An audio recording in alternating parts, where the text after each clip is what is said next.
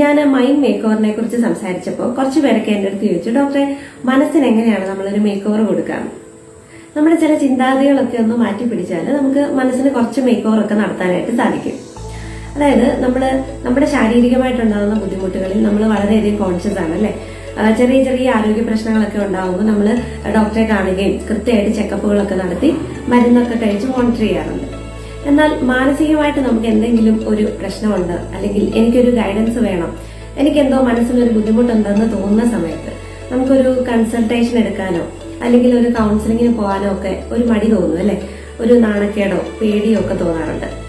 ഞാനൊരു മാനസിക രോഗിയായി മാറുമോ, അല്ലെങ്കിൽ എന്നെ എല്ലാവരും അങ്ങനെ ആ രീതിയിൽ കാണുമോ എന്നൊക്കെ നമ്മൾ ചിന്തിക്കാറുണ്ട്.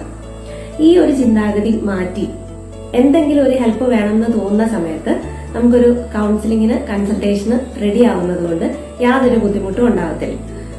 ആ ഒരു മടി മാറ്റി വെച്ചാൽ തന്നെ ചെറിയ രീതിയിലുള്ള ഒരു മേക്ക് ഓവർ നമുക്ക് സ്റ്റാർട്ട് ചെയ്യാനായിട്ട് സാധിക്കും.